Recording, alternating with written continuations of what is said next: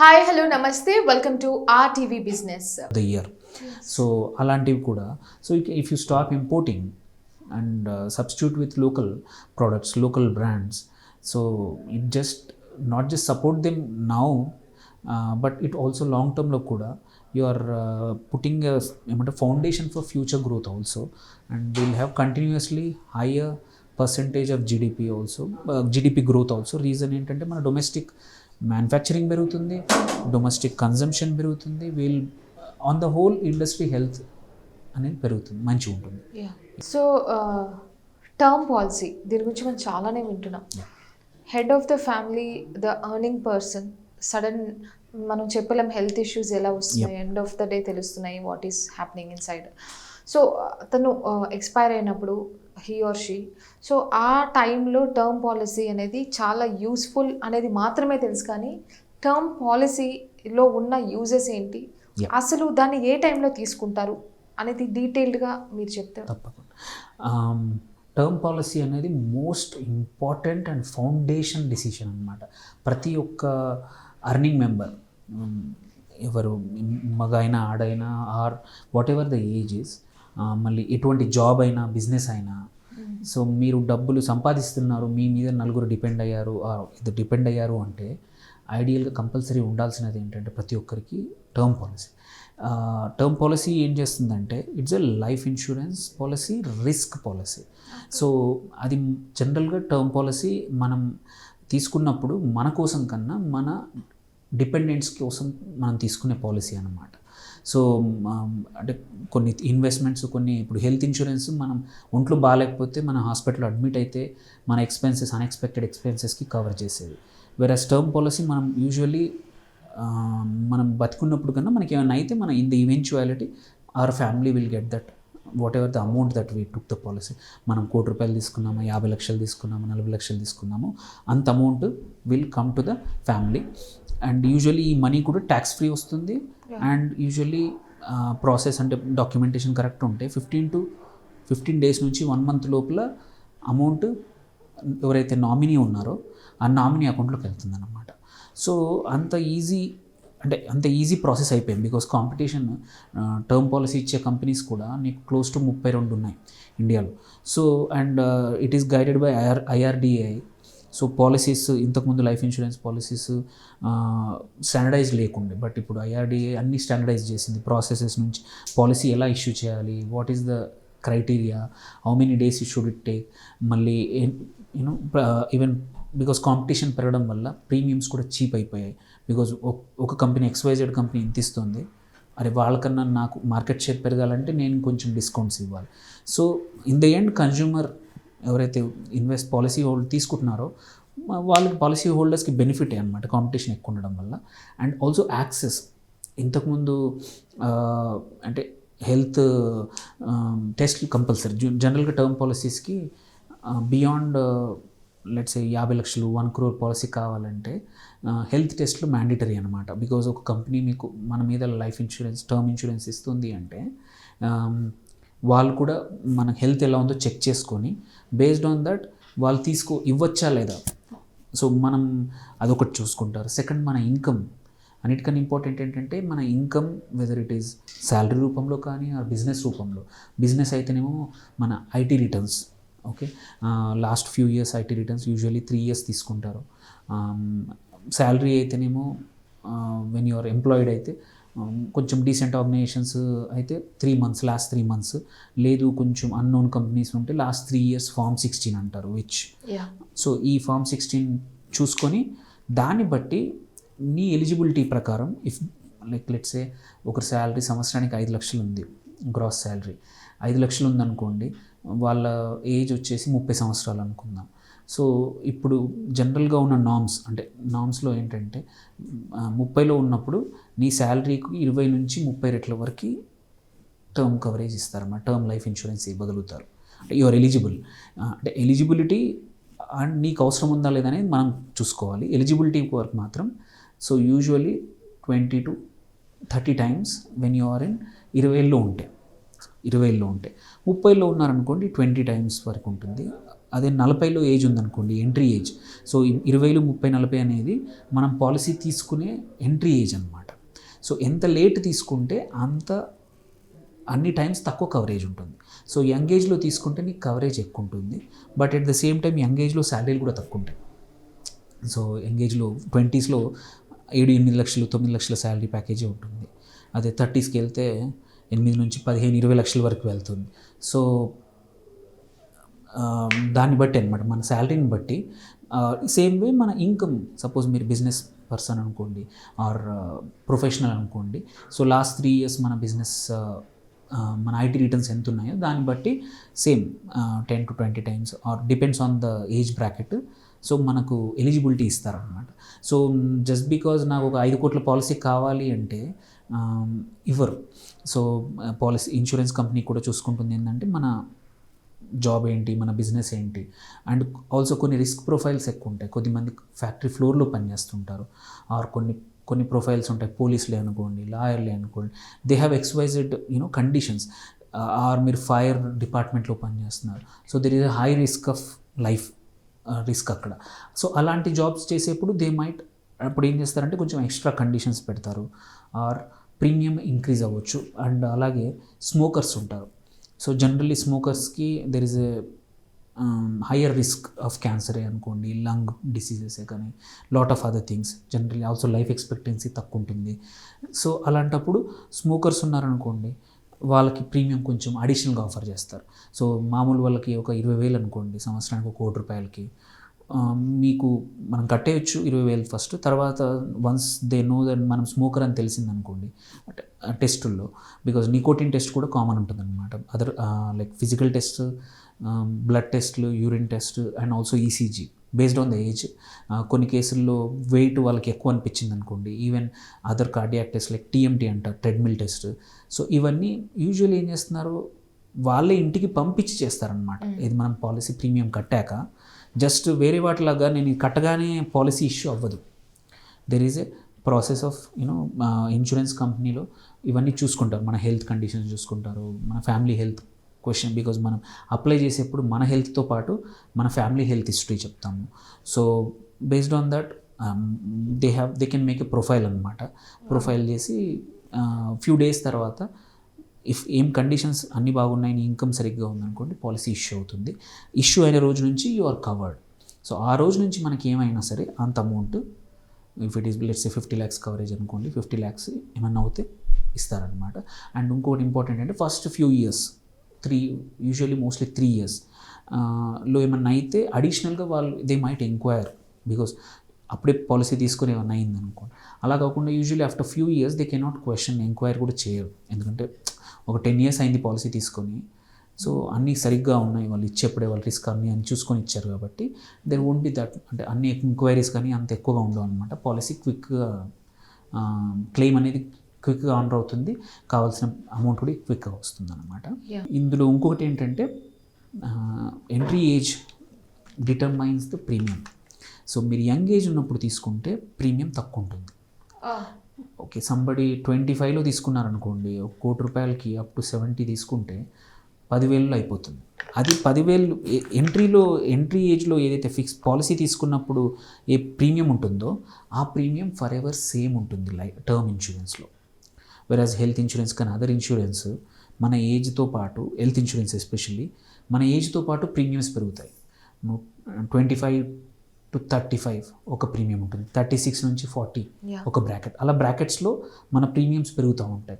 వెరాజ్ term insurance అనేది contract between you and company.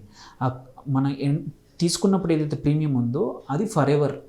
మీరు 5 years ప్రీమియం పే చేద్దామన్నా, 10 years పే చేసినా, 20 years పే చేసినా, ఆర్ 25-30 years, లైక్ ఒకరు 30 ఉన్నప్పుడు ఒక పాలసీ తీసుకున్నారు, అప్ టు 80 అంటే 50 సంవత్సరాల పాలసీ తీసుకున్నా, ఆ 50 సంవత్సరాలు కడతానన్నారు అనుకోండి, 30లో ఏది తీసుకున్నారో అదే ప్రీమియం మారకుండా ఉంటుంది అనమాట.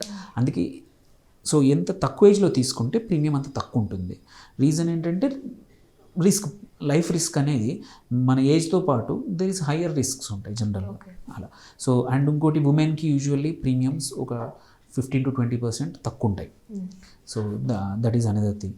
సో ఐడియల్గా ప్రతి ఒక్కరు జాబ్ స్టార్ట్ అయినప్పుడు ఆర్ బిజినెస్ స్టార్ట్ అయినప్పుడు 20sలోనే తీసుకుంటే మంచిదన్నమాట ఫస్ట్ టర్మ్ ఇన్సూరెన్స్.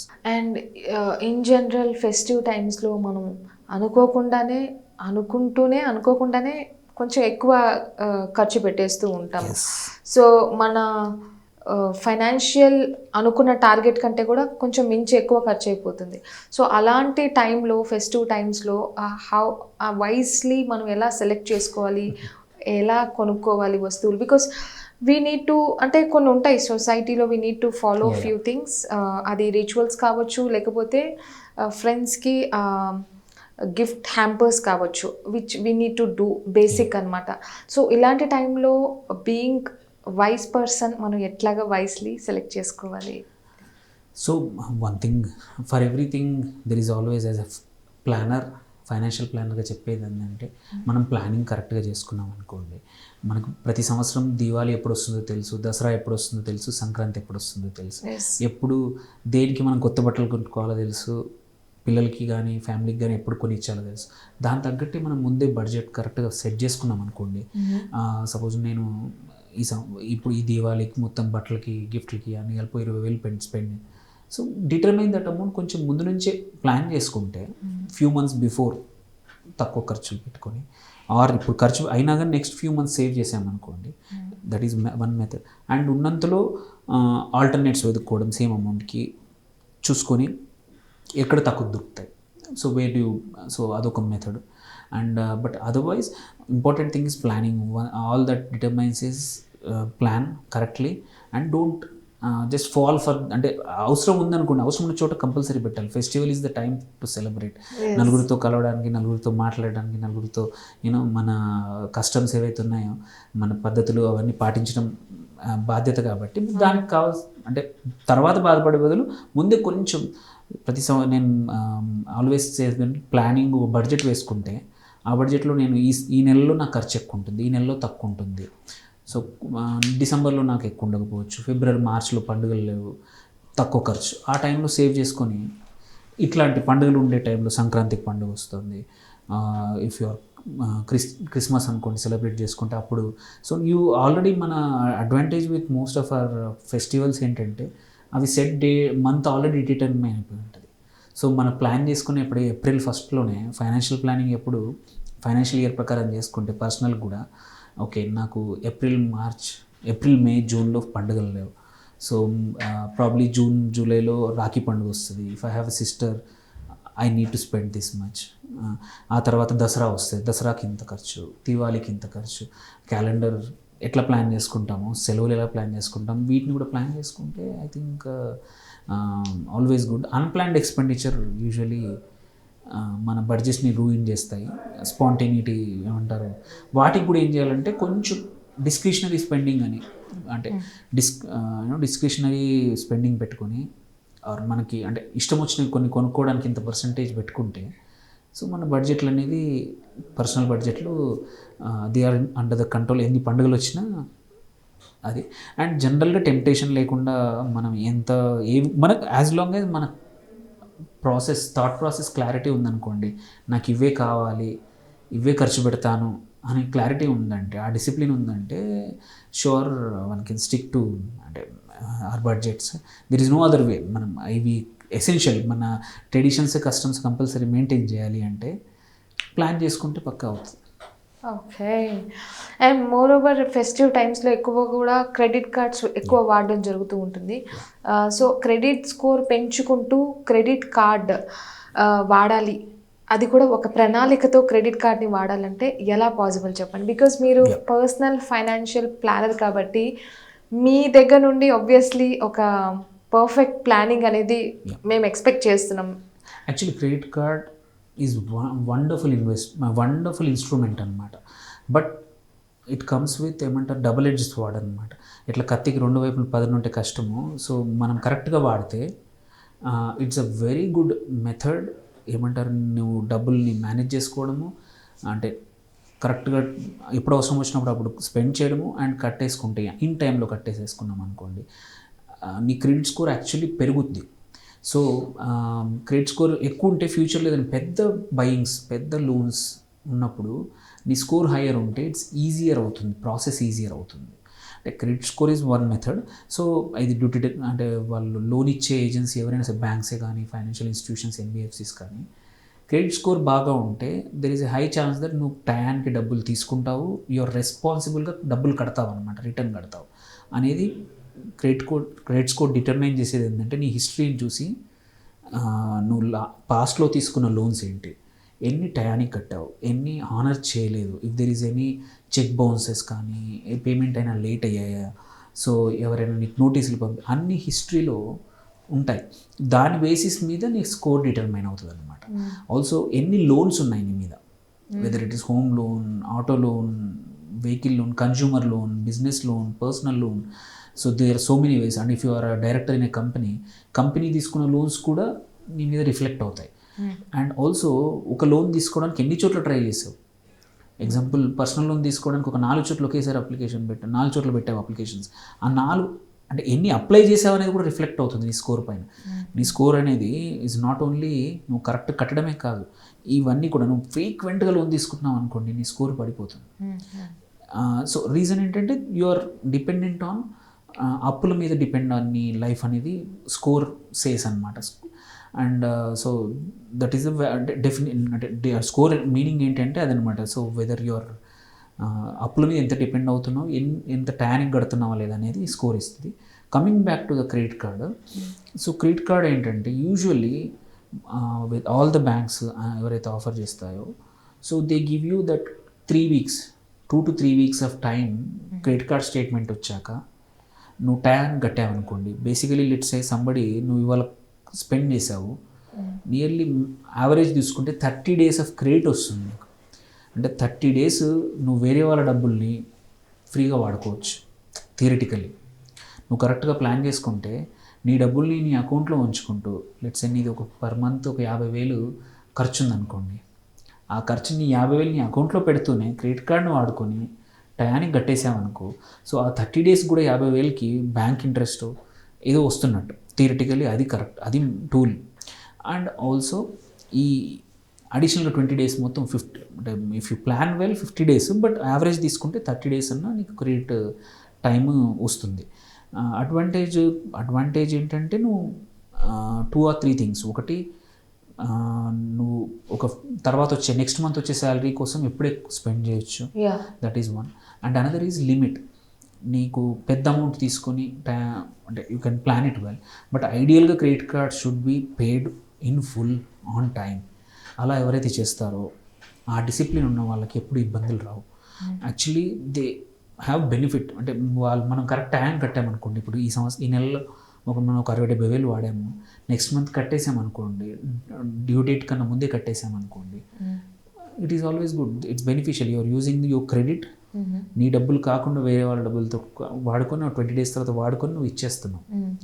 అలా కాకుండా మొత్తం కట్టకుండా ఓన్లీ మినిమం అమౌంట్ కట్టి, లైక్ సేమ్ 70,000 బిల్ అయింది, మినిమం ఒక 10,000 ఉంది, అది కడుతున్నావు, మీ 60,000 క్యారీ ఫార్వర్డ్ చేస్తున్నావు అనుకోండి, ఈ ఏ రోజు నుంచి స్పెండ్ చేసావో ఆ ఇంట్రెస్ట్ పడుతుంది.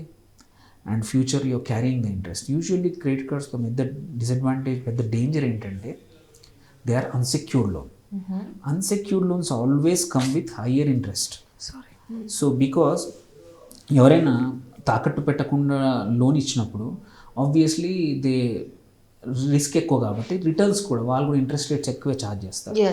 మీరు ఇప్పుడు most of the credit cards చూసుకుంటే 25 నుంచి 35%, అంటే మరి అంటే నాటు భాషలో చెప్పాలన్నా 2-3%, 2 to 3 rupees ఇంట్రెస్ట్ పడుతుంది, which is very high.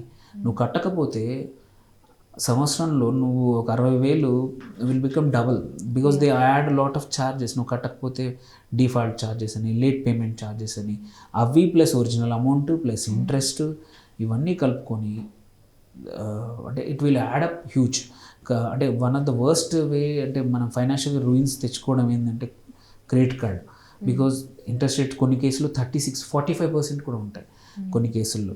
So అందుకే క్రెడిట్ కార్డ్ నేను ముందే అన్నాను, it's a double edge sword where it can give you good rate, ఇది కూడా ఇస్తుంది. At the same time if you don't pay on time interest rates are very high and hidden charges also very high.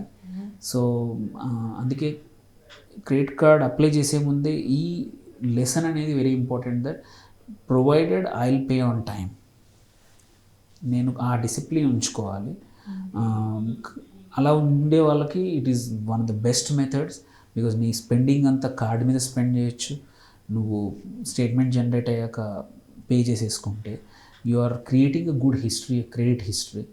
When you are buying bigger things, అప్పుడు నీకు interest rate కూడా, నీ history బాగుంటే banks also might offer discount in interest. So let's a mark జనరల్గా 8.5% ఇచ్చే చోట they might offer you 8.25%. So credit history బాగుంటాయి. So negotiate, ఎందుకంటే అక్కడ కూడా కాంపిటీషన్ పెరిగిపోయింది ఫైనాన్షియల్ ఇన్స్టిట్యూషన్స్ మధ్యలో. సో మంచి customer who has good credit history they would, అంటే కావాలంటే అవసరం ఉంటే కొంచెం తక్కువ ఇంట్రెస్ట్ రేట్ కాంపిటీషన్ ఇచ్చే సిచ్యువేషన్ కూడా వచ్చింది. సో నువ్వు కరెక్ట్ టైం కడితే అడ్వాంటేజ్. అదే కాకుండా అదొకటి, ఇంట్రెస్ట్ రేట్లు తక్కువనే కాకుండా చాలా cards come with points. So reward points అంటారు, లాట్ ఆఫ్ ఆఫర్స్ ఉంటాయి. రివార్డ్ పాయింట్స్ కొన్ని cards actually give you cash back up to 1 to 2%, కొన్ని 3%, 4%. నువ్వు సంవత్సరంలో 5 లక్షలు క్రెడిట్ కార్డ్ మీద వాడామనుకోండి, 15-20 వేల రూపాయలు నీకు క్యాష్ బ్యాక్ రూపంలో వస్తాయి. సో అంటే ఇఫ్ యూ ప్లాన్ వెల్ అడిషనల్గా అమౌంట్ కూడా. సో ఈవెన్ చాలా cards even give you miles, flight tickets కొనుక్కోవడానికి మైల్స్ ఆఫర్ చేస్తాయి. అండ్ కొన్ని క్రెడిట్ కార్డ్స్ నువ్వు కొన్ని వెబ్సైట్స్లో స్పెండ్ చేసినప్పుడు 5x పాయింట్స్ అని, 10x పాయింట్స్ అని, మళ్ళీ ఎయిర్పోర్ట్స్లో లాంజెస్కి ఫ్రీ కానీ. అండ్ కొన్ని cards actually come with travel insurance. మనకి ఏమన్నా అవుతే, ఫ్లైట్లో వెళ్తున్నాము ఏమన్నా అయితే 50 lakhs, 1 crore term without paying any money they give you. Like చాలా మటుకు ప్రీమియం కార్డ్స్ ఉన్నాయి. వాటి ఏంటంటే నువ్వు ఎయిర్ యాక్సిడెంట్స్ అయ్యాయి అనుకోండి, 1 crore to 2 crore కవరేజ్ ఉంటుంది. So all these things are additional methods where they sell. But if you use it well అవి చాలా యూజ్ అవుతాయి. బట్ ఇంపార్టెంట్ థింగ్ ఏంటంటే ఆన్ టైం పేమెంట్ చేసుకోవాలి. And credit cards also offer loans. You can take it provided they give you good interest rates and you pay on time. So ఈ మామూలు loans కన్నా credit card loans are very expensive. They can destroy your financials very, అంటే మన credit హిస్టరీని నాశనం చేస్తాయి. And amount, కట్టాల్సిన amount చాలా ఫాస్ట్గా పెరిగిపోతుంది. బికాజ్ పర్సనల్ లోన్స్ 11% వస్తాయి. ఓకే, నువ్వు ఒక మంత్ డిఫాల్ట్ చేస్తే ఆర్ ఫ్యూ మంత్స్ డిఫాల్ట్ చేస్తే ఇంట్రెస్ట్ యాడ్ అయ్యేది. వెరాజ్ ఇక్కడ చూసుకుంటే కంపారిజన్లో క్రెడిట్ కార్డులో చూసుకుంటే 24, 30, 35, 36%. సో 3 times ద ఇంట్రెస్ట్ ఉంది. సో నువ్వు కట్టకపోతే ఇంట్రెస్ట్ చాలా హ్యూజ్ ఉంటుంది. జనాలకి ఆ విషయం తెలియదు అనమాట. సో క్రెడిట్ కార్డ్ మనకి ఇంట్రెస్ట్ ఇస్తున్నారు కదా, టైం ఇంత ఇస్తున్నారు అనుకుంటాం, కానీ what all this is loan interest, which is credit card కూడా మోస్ట్ ఆఫ్ దెమ్ నా 14, 15%, 18% వరకు ఇస్తున్నాయి. ఇది లోన్ తీసుకొని దాన్ని కట్టేయడం ఈఎంఐ రూపంలో, మన క్యాష్ను కూడా. వెరాజ్ నువ్వు టయానికి కట్టకపోతే మాత్రం వాళ్ళ regular interest rate which is 36, 38% అది హిట్ అవుతుంది. అండ్ అందుకే డిసిప్లిన్ లేని వాళ్ళు, ఫైనాన్షియల్ డిసిప్లిన్ లేని వాళ్ళు, టెంప్టేషన్కి స్పెండింగ్ టెంప్టేషన్, టయానికి కట్టే భయం లేని వాళ్ళు should never have it. It's like అంటే అదొక రకమైన ఫైనాన్షియల్ సూసైడ్ అనమాట. If you don't have discipline, you have credit cards, don't take it. అసలు తీసుకోకుండా రెగ్యులర్ పర్సనల్ లోన్ తీసుకొని టయానికి కట్టడం better than credit cards, because they are very unsecured loan. They are banks కానీ financial institutions look them as a profit making అనమాట. Because they get maximum profit, ఎందుకంటే interest rates are higher. So and charges or hidden charges చాలా ఉంటాయి. So some of them late payment fees 1000 rupees, 1500 rupees, 500 rupees. And also ఒకసారి మన default కానీ ఇవన్నీ వచ్చాయనుకోండి, and it's takes years together to get rid of them. So అంత తొందరగా మనం black mark from our career, from our financial history or credit history నుంచి పోదనమాట. సో అలాంటప్పుడు క్రెడిట్ కార్డ్స్ విషయంలో చాలా జాగ్రత్తగా ఉండాలి. అండ్ డోంట్ గో ఫర్ ఏమంటారు టెంప్టింగ్ ఫ్రీ క్రెడిట్ కార్డ్ కానీ హయ్యర్ క్రెడిట్ లిమిట్ అని వీటికి పడిపోకూడదు. And nothing comes for free. అది ఇంపార్టెంట్. ఎవరు ఫ్రీగా ఏమీ ఇవ్వరు. కానీ ఈ మధ్య బ్యాంక్స్ అన్నీ కూడా ఫ్రీ క్రెడిట్ కార్డ్స్ అనే కదా కాల్ చేస్తూ ఉంటారు. అది కూడా వెంటనే ఇచ్చేస్తాము, once the formalities are done అని ఆఫర్ చేస్తూ ఉంటారు. అయితే ఇలాంటి ఒక సినారియోలో సిచ్యువేషన్లో పడిపోయిన వాళ్ళు మల్టిపుల్ కార్డ్స్ తీసుకోవడం జరుగుతూ ఉంటుంది. మరి ఆ మల్టిపుల్ కార్డ్స్ని క్రెడిట్ స్కోర్ పెంచుకుంటూ అసలు ఎలా వాడచ్చు అంటారు? తీసుకోవాల్సిన జాగ్రత్త ఏంటంటారు? ఫస్ట్ థింగ్ ఏంటంటే మల్టిపుల్ కార్డ్స్ అవసరం లేదు, ఉండకూడదు జనరల్గా. రీజన్ ఏంటంటే యూఆర్ యాడింగ్, ఏమంటారు, ఒక రాయి వేసి కొట్టుకున్న మల్టిపుల్ రాయి వేసుకున్న same. Because your credit card should be used as a tool. ఏమన్నా అవసరానికి వాడుకొని మళ్ళీ నెక్స్ట్ మంత్ శాలరీలో ఆర్ మన సేవింగ్స్ నుంచి తప్ప, వెరీ రేర్లీ ఎమర్జెన్సీ వస్తే తప్ప credit card should be that only. It's a tool to నువ్వు అవసరానికి ఇమీడియట్గా కట్టడానికి కూడా ఈజీ అవుతుంది. లాట్ ఆఫ్ క్రెడిట్ కార్డ్స్ ఫోన్లో ఈజీగా స్టోర్ అవుతాయి, పేమెంట్ ఈజీ అవుతుంది, అండ్ ఇట్స్ ఈజియర్ కాబట్టి మనం కడుతున్నాం. ఆ యాక్సెస్ కోసం తప్ప మల్టిపుల్ కార్డ్స్ అయినంత వరకు అవాయిడ్ చేయాలి. అండ్ ఉంచుకున్న you should always make a note. మన క్రెడిట్ కార్డ్ స్టేట్మెంట్ ఎప్పుడు జనరేట్ అవుతుంది, ఎప్పుడు లాస్ట్ డేట్ ఉంటుంది, and which come with which interest rate. ఈ నోట్ ఒకటి ఎక్కడైనా మంచి జాగ్రత్తగా నోట్ చేసి ఫోన్లోనో ఎక్కడైనా పెట్టుకొని never skip a credit card payment. ఇంకా వేరే స్కిప్ చేసిన కరెంట్ బిల్ ఒక రోజు లేట్ అయితే వాడు వస్తాడేమో, ఫ్యూ డేస్లో వస్తాడు, you will not have that much fine. Same amount credit card bills అయిందనుకోండి, it will have longer term effect on your credit history. Charges ఎక్కువ అవుతాయి, ఇంట్రెస్ట్ రేట్ పెరుగుతుంది. అండ్ ఒక్కరోజు డిలే చేసిన ఆల్ 50 days ఇంట్రెస్ట్ పడుతుంది.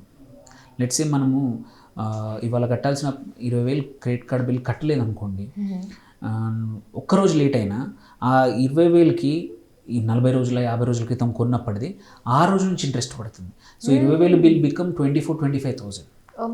Because in టైంలో కడితే they will not charge you, అంటే అడిషనల్గా ఇంట్రెస్ట్ ఛార్జ్ చేయరు. వేరేజ్ ఇన్ టైంలో ఒక్కరోజు లేట్ అయినా డే 1 నుంచి ఇంట్రెస్ట్ పడుతుంది. That's where credit card usually multiple cards avoid చేయాలి. తీసుకోవచ్చు, చాలామంది తీసుకుంటారు. యాక్చువల్లీ రీజన్ ఎందుకు ఇస్తాయి బ్యాంక్స్ అంటే, సమ్ ఆఫ్ ద కార్డ్స్ ఏమంటారు, కొన్ని రకరకాల రివార్డ్స్తో వస్తాయి. కొన్ని ఏంటంటే కొన్ని కార్డ్స్లో ఫ్యూయల్ పైన రివార్డ్స్ ఉంటాయి.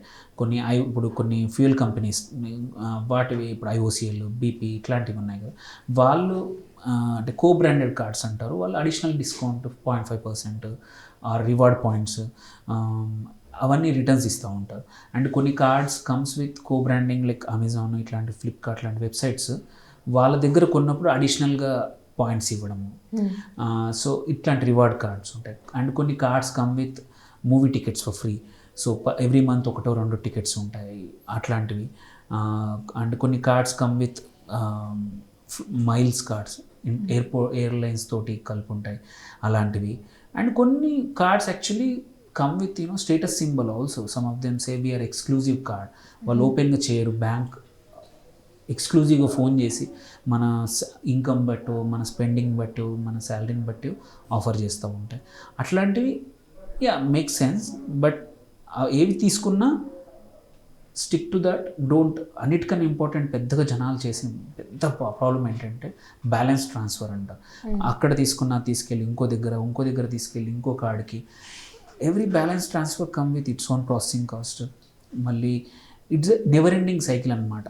సో నార్మల్గా ఏదైనా మన దగ్గర ఏమన్నా ఉన్న వస్తువు అమ్మేసి, ఏదైనా గోల్డ్ ఉందనుకోండి, అది అమ్మేసి లోన్ కట్టడం ఈజ్, క్రెడిట్ కార్డ్ లోన్ కట్టేసి having a piece of mind is more easier, better జనరల్గా than continuing credit card loan. ఎప్పుడు ఉంచుకోవద్దు, ఎందుకంటే రేట్స్ ఎక్కువ ఉంటాయి.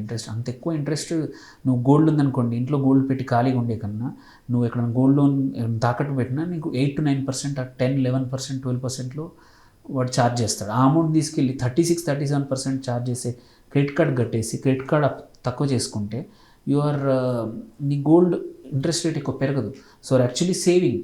సో ఏదైనా యాసెట్ ఉంది, ఎక్కడైతే అవి అమ్మేసుకొని క్రెడిట్ కార్డ్ కట్టేసేస్తే అది much better than. Because financial discipline says ఏంటంటే హయ్యర్ ఇంట్రెస్ట్ ఉన్న లోన్స్ ఎప్పుడు తక్కువ ఉండాలి if you have multiple. And అలాంటప్పుడు ఇది తక్కువ చేసుకోవడం మంచిదన్నమాట. సో మెనీ కార్డ్స్ని అవాయిడ్ చేయండి. ఉంటే మాత్రం ఎన్షూర్ దట్ మీరు ఇన్ టైంలో కట్టండి. And it comes, credit card ఈజీగా ఇస్తున్నారు, బట్ మన హిస్టరీ కూడా అంతే ఈజీగా పోద్ది అనమాట. సో అనిల్ కుమార్ గారు క్రెడిట్ కార్డ్స్ గురించి ఎన్నో విషయాలు చెప్పారు. అంటే క్రెడిట్ కార్డ్ విషయం అనే కాదు, అసలు ఫైనాన్షియల్ ప్లానింగ్ అనేది మనం ఫెస్టివ్ టైంలో ఎలా చేయాలి అనేది very detailed explanation. Thank you so much. Thanks a lot. Thank you for this opportunity. Yes. Like వినడమే కాదు, ఇంప్లిమెంట్ చేసామనుకోండి, all these things are small things. Actually Yes. Most of the financial planning is a common sense అనమాట. So if you listen and just do small changes, huge differences కనబడతాయి మన ఫైనాన్సెస్లో, లైఫ్లో. Yes అండి. So yeah, credit cards విషయంలో మనం ఇంకా interesting విషయాలు next ఇంటర్వ్యూలో కంటిన్యూ చేద్దాం. అంటే క్రెడిట్ కార్డ్ విషయంలో చాలా వరకు ఫ్రాడ్కి గురవుతూ ఉంటారు. అండ్ దాన్ని సెక్యూర్గా ఎలా ఉంచుకోవాలని అది అవగాహన ఉండదు. తీసుకోవడం అయితే తీసేసుకుంటాం టెంప్ట్ అయిపోయి, కానీ దాన్ని ఎలా సెక్యూర్గా పెట్టుకోవాలి, ఎలా మెయింటైన్ చేయాలి అనే దానిపై మనం నెక్స్ట్ ఇంటర్వ్యూలో కంటిన్యూ చేద్దాం. Until then keep watching RTV business. This is Lucky signing off now. Bye.